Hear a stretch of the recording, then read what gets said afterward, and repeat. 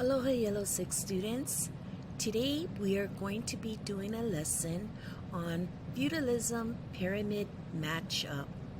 You will locate this in your medieval study slideshow.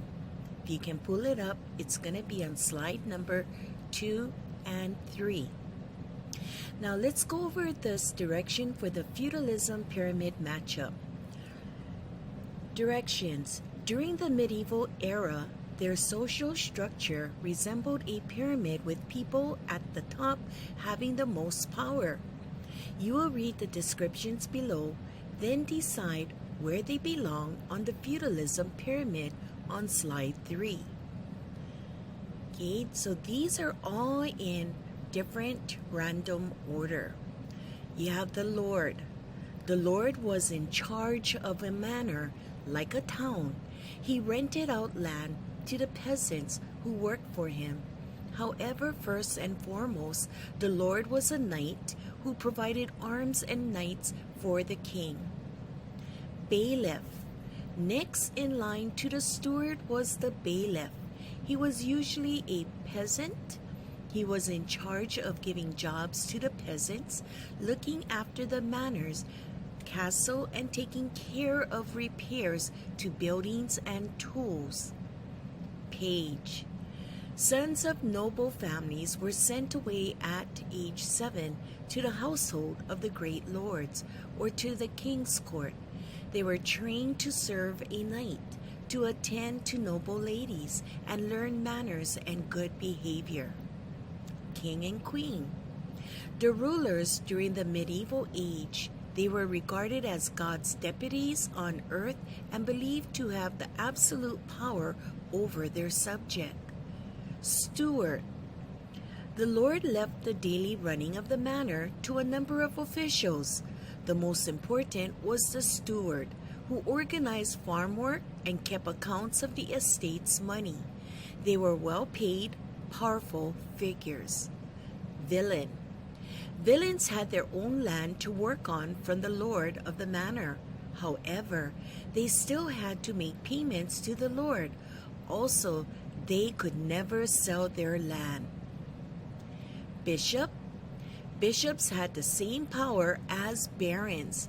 They ruled over areas called dioceses and all the priests and monasteries within them. The regular collection of tithes and other taxes from the diocese made many bishops extremely rich. Monks and nuns.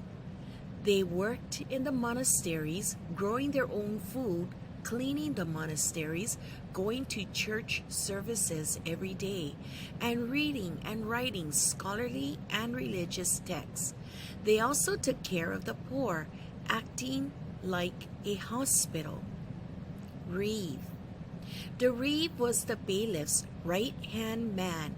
He was a peasant chosen by the villagers, carrying a white stick as a badge of office. The reeve supervised work on the Lord's land, checking that everyone began on time, ensuring that none of the produce was stolen. Lady. The lady ruled the domestic areas, kitchens, and living quarters of the castle or manor house. She took care of the affairs of the manor when her husband was away at battle. Serf, peasant. Commonly called peasants, the serfs did not own land, but worked on the Lord's land in exchange for protection, food, and shelter. Abbot. Abbots ruled monasteries. Monasteries were large buildings away from the rest of society where monks and nuns practiced religious vows. Priests.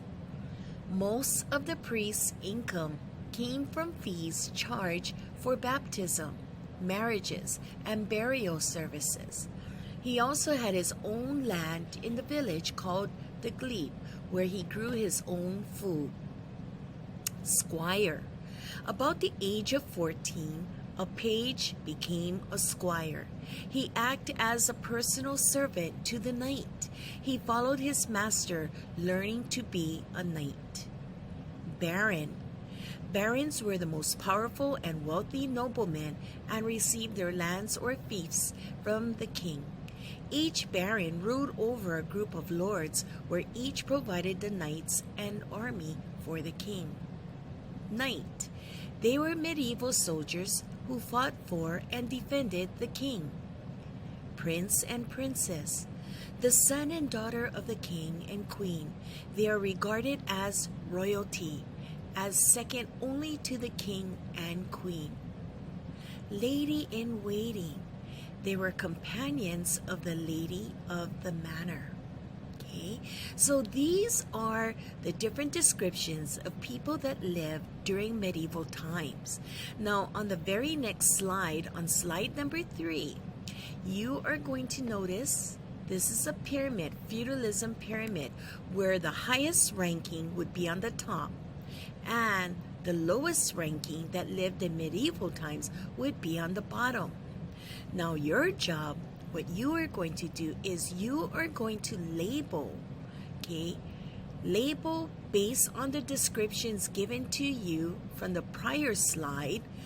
Put them in the order of the pyramid with the people at the top having the most power, okay? And the people on the bottom having the least amount of power, okay? So you are going to type it in by clicking on the purple box, then type in your descriptor, the title. For example, on the top, if it's a king and queen who had the most power, you're gonna type in king and queen, okay? And go all the way down.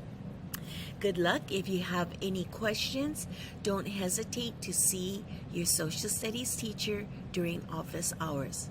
Okay, have fun learning about the feudalism pyramid. And you'll notice in society back then, even today in our society, we have a sort of pyramid because we have those who are the upper class, middle class, and lower class. Okay, so good luck and enjoy learning as you read the descriptions to place them in the appropriate box. Okay, have a good day.